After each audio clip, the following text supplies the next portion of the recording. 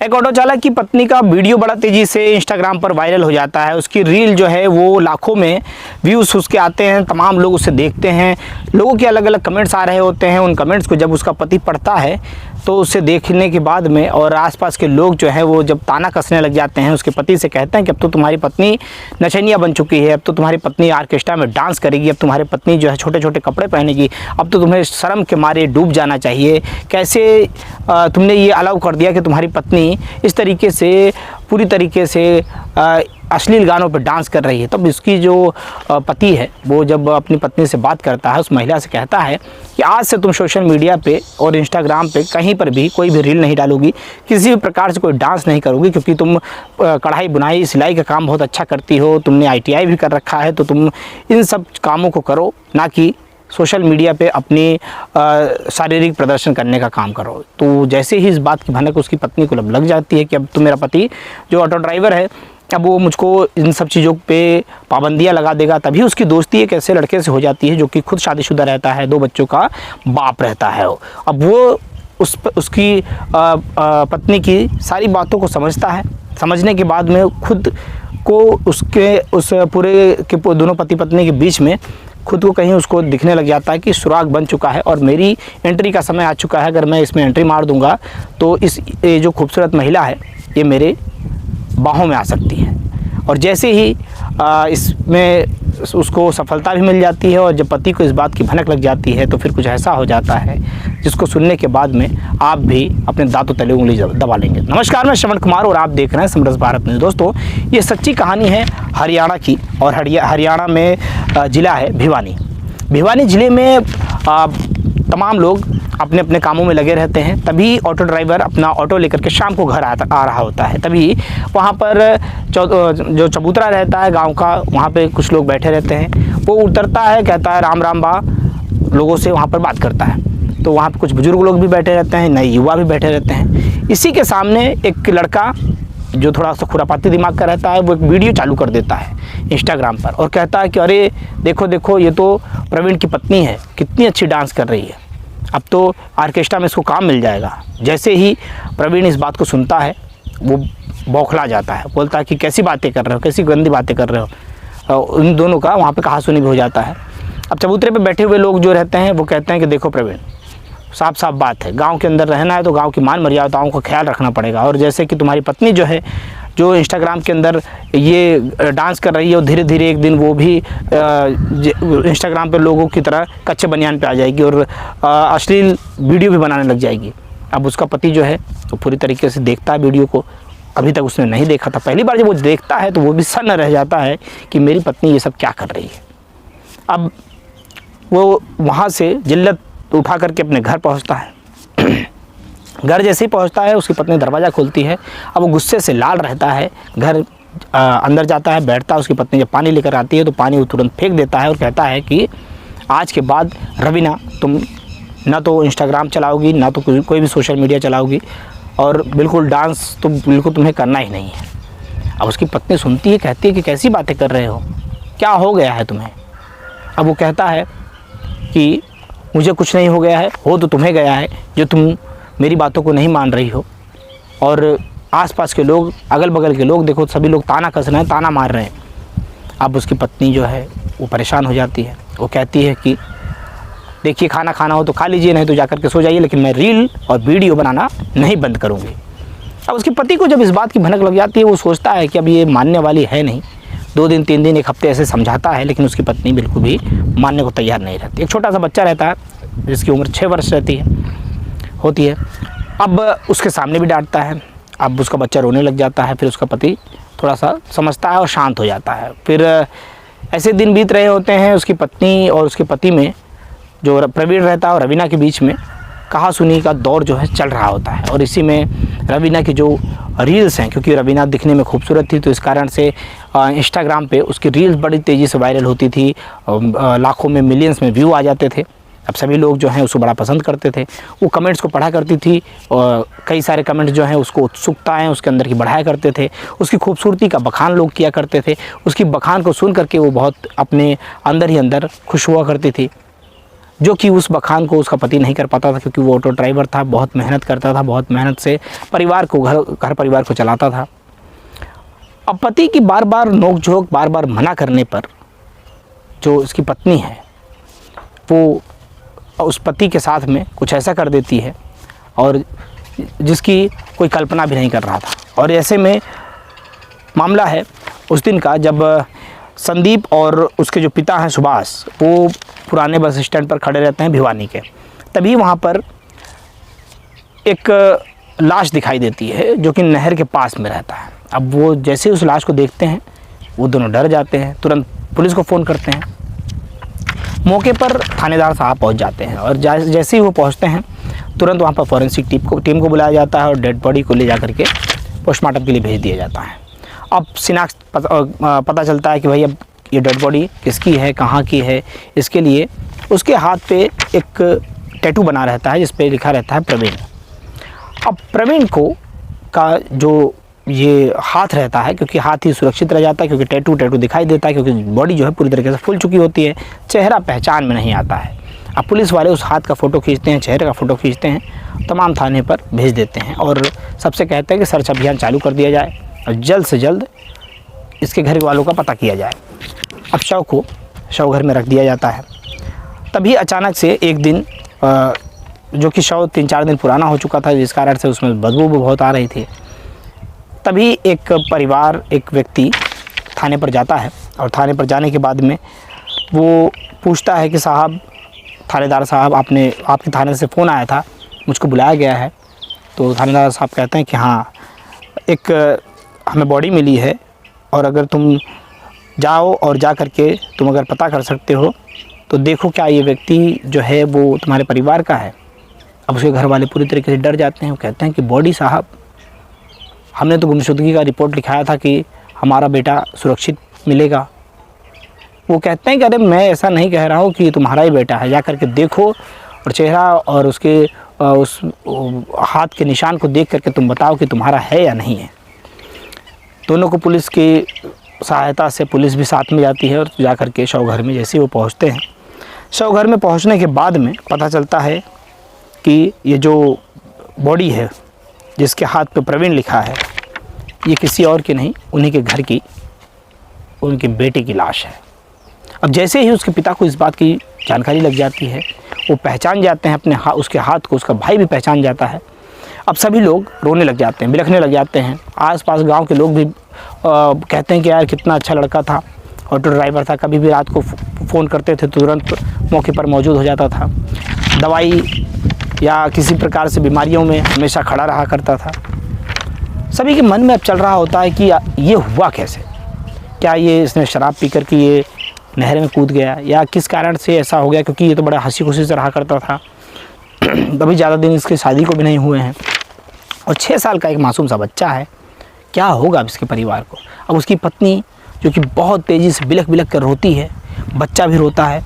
अब इसकी जो पोस्टमार्टम रिपोर्ट थाने पर से जब मिलती है तो थाने वाले फिर से चौंक जाते हैं, क्योंकि अब पता चलता है कि ये पानी में डूबने के कारण से इसकी मृत्यु नहीं हुई है, इसकी मृत्यु गलत दबाने के कारण से हुई है।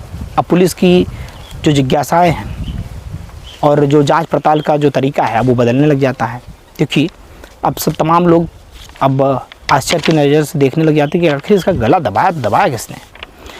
तभी सीसीटीवी फुटेज के आधार पर पुलिस सर्च कर रही होती है, जहां पर कुछ 1000 सीसीटीवी फुटेज आसपास के क्षेत्र के सर्च किए जाते हैं। तब पता चलता है कि रात्रि के 12:30 बजे के करीब में एक व्यक्ति मोटरसाइकिल पर बैठा हुआ है और बीच में वाइट कलर का चादर से लिपटा हुआ एक व्यक्ति है और पीछे कोई महिला है। जैसे ही पुलिस इस चीज़ को देखती है, अब पुलिस परिवार को बुलाती है। परिवार वाले जब उसे देखते हैं, देखने के बाद में मोटरसाइकिल वाले को तो नहीं पहचान पाते हैं, लेकिन पीछे बैठी हुई महिला को पहचान लेते हैं। वो कहते हैं कि जो पीछे बैठी हुई महिला है ये कोई और नहीं, ये हमारी बहू रवीना है।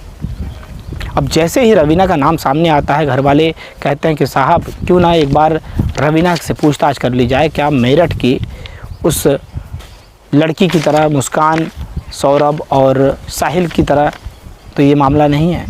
अब पुलिस वाले भी तुरंत हैरत में आ जाते हैं, जाते हैं घर से रवीना को गिरफ़्तार करके ले आते हैं। रवीना पूरे रास्ते भर रोते हुए आती है।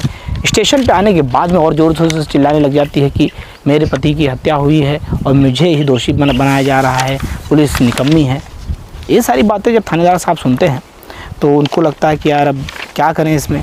दोनों तो जो रवीना है वो सीधे मुँह कुछ बताती नहीं है।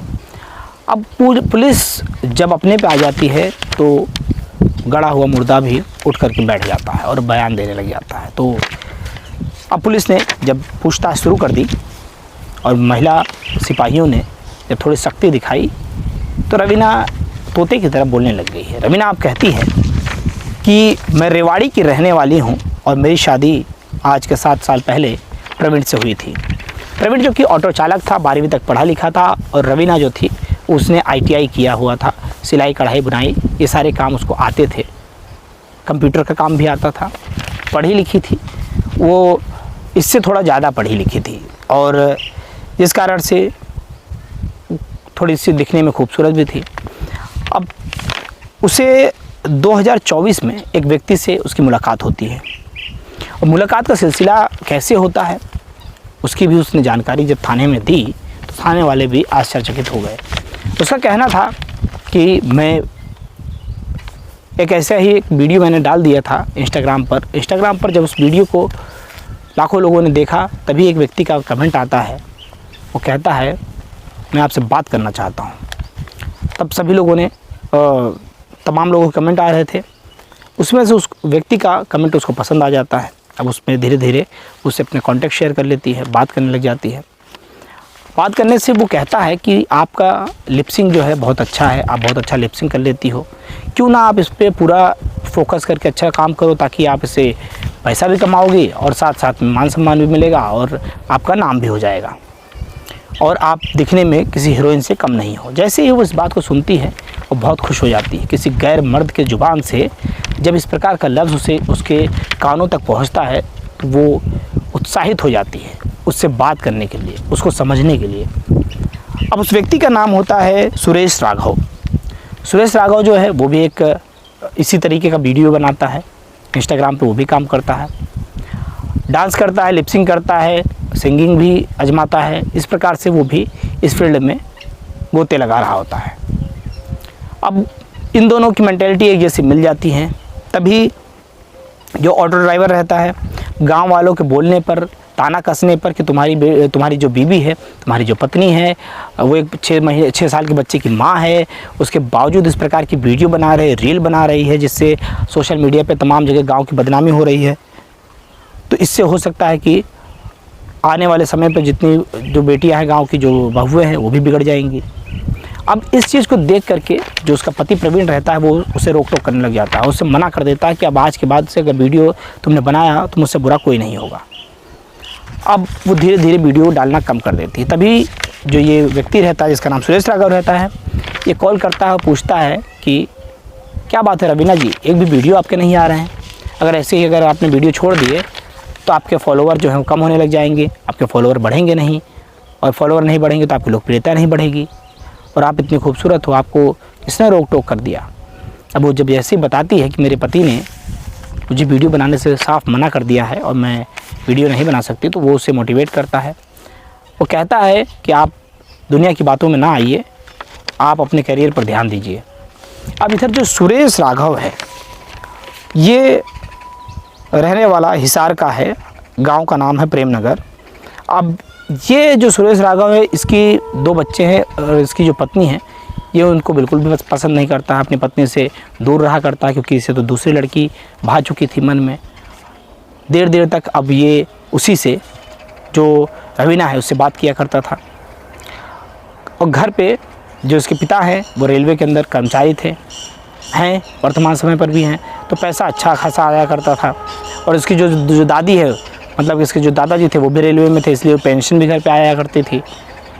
और ये घर वालों को बताता था कि मैं बहुत बड़ा ब्लॉगर हूँ, बहुत बड़ा मैं इन्फ्लुएंसर हूँ, जिससे मैं विदेशों में दौरा करता हूँ, मैं जाया करता हूँ, लोगों को सिखाता हूँ, टिप्स देता हूँ, इस तरीके की बातें करता है। पत्नी जो है पूरी तरीके से घर पर परेशान रहती है क्योंकि घर पे ये पूरी तरीके से उसकी देखभाल नहीं करता है। 2 बच्चे हैं, वो दोनों बच्चों की भी देखभाल नहीं करता है। बाहरी दुनिया की चकाचौंध में अपने आप को दिखाता है, सारा खर्चा अपने ऊपर ही करता है। तो इस तरीके से इसका जो पारिवारिक जीवन था वो अच्छा नहीं चल रहा था।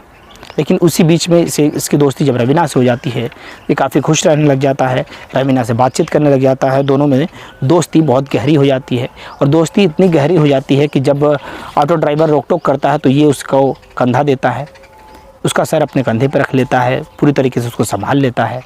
अब रवीना को ये पूरी तरीके से आज़ादी देने के मूड में हो जाता है, कहता है कि तुम काम करो, मैं तुम्हारा साथ दूंगा, मैं तुम्हारे साथ रहूँगा। अब रवीना को जैसे एक गैर पुरुष की शरण मिल जाती है, या कह सकते हैं कि एक दूसरे व्यक्ति का सहारा मिल जाता है, तो अब ये फूले नहीं समाती है। अब ये फिर से इंस्टाग्राम पे काम करना शुरू कर देती है और पति के विरोध के बाद में तारीख थी 23 मार्च 2025। इस दिन रवीना और प्रवीण की बहुत तेज़ ज़ोरदार झगड़ा शुरू हो जाता है। झगड़ा पूरी रात चलता है। अगला दिन 24 मार्च हो जाता है।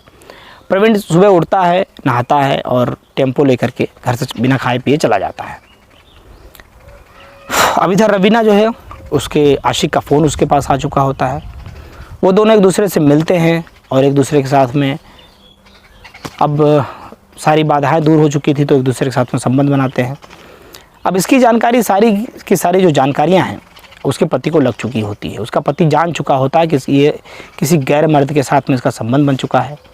गैर मर्द के साथ में मिलकर के वीडियो बनाती है। अब उसका पति रोक टोक करने का पूरा प्रयास करता है, लेकिन प्रयास में सफल नहीं हो पाता है।